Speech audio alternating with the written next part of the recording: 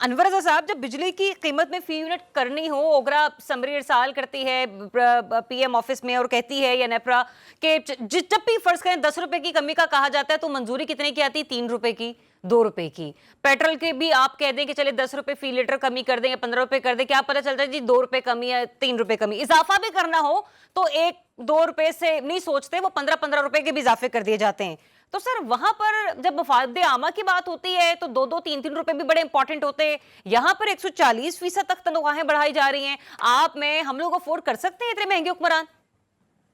जरा आप देखिए, अगर तो आपने मुल्क में जो 37,000 मिनिमम मजदूर की वेज है उस पर अमल दरामद करवा दिया है तो फिर आप अपनी तनख्वाहें बढ़ाते। आपने बेरोजगारी खत्म कर दी है, कम कर दी है इवन, तो फिर आप अपनी तनख्वाहों में इजाफा जस्टिफाई कर सकते थे। इकोनॉमिक सिचुएशन जो है वो आपके सामने है। इसी तरह जो आप आवाम को बुनियादी हकूक से महरूम रखे हुए हैं, क्या आपने उन्हें वो हकूक फराहम कर दिए?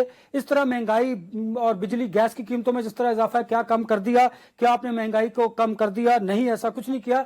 तो फिर मुझे बताइए कि जो तकियाती फंड इवन आप सियासी रिश्वत के तौर पर लेते हैं, क्या वो आपने खत्म कर दिए? तो फिर तो आप जस्टिफाई कर सकते थे। देखिए, इस मामले पर हुकूमत और अपोजिशन बिल्कुल मुत्तहिद थी। 67 जो अरकान थे पीटीआई, उन्होंने तहरीरी तौर पर स्पीकर कौमी असम्बली को लिख कर दिया कि तनख्वाहों में इजाफा किया जाए, और तनख्वाहों में इजाफा सेक्रेटरी वफाकी सेक्रेटरी की जो मराहत और तनख्वाह है उसके बराबर 5,19,000 करने की तजवीज दी गई है। इसे फाइनेंस कमेटी नेशनल असम्बली ने अप्रूव कर दिया और सेनेट पहले ही कर चुका है। अब ये प्राइम मिनिस्टर की टेबल पर है और डेफिनेटली प्राइम मिनिस्टर इतना बोझ बर्दाश्त नहीं करेंगे और वो भी इसे मंजूर करेंगे, और एक एमएनए और सेनेटर्स की जो तनख्वाह है वो 5,19,000 मुकर्रर कर दी जाएगी। ये तो है इसकी होल स्टोरी। अब मुझे बताइए कि क्या इससे आपके अवाम जिनके वोटों से मुंतखब होकर आप पार्लियामान में आते हैं, आपने लेजिस्लेशन करनी होती है, उनके बुनियादी इंसानी हकूक को प्रोटेक्ट करना होता है, ये तो आपने किया नहीं।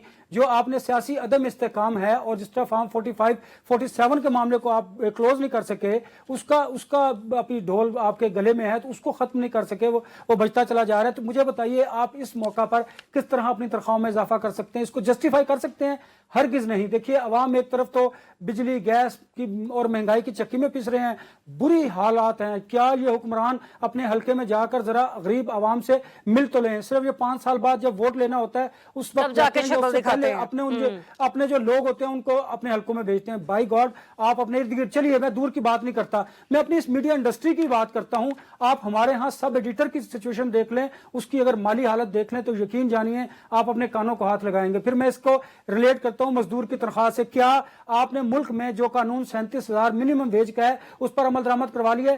वो भी अमल दरामद नहीं करवा सकते तो अपनी तनख्वाहें कैसे बढ़ा सकते हैं? तो फिर हम मीडिया और आम आवाम इस बात पर हक बजानिब है कि हुक्मरान पार्लियामान में अपने आप को प्रोटेक्ट करने के लिए, अपने एसेट्स में इजाफों के लिए और अपनी मराहत हासिल करने के लिए आते हैं। और आपने इसकी एक अमली मिसाल देख ली है कि अपोजिशन हुकूमत किस तरह मुत्तहिद है। मैं खुद ही हैरान हो रही हूँ कि फॉर्म 47 का ताना देते हैं पीटीआई वाले, इस असेंबली को जाली बांधते हैं, फिर इसी असेंबली के अरकान कैसे स्पीकर कौमी असेंबली को तहरीरी तौर पर लिखकर कह सकते हैं, दरख्वास्त कर सकते हैं कि जी 67% इजाफा जो है, सॉरी ये 140% इजाफा जो वो किया जाए।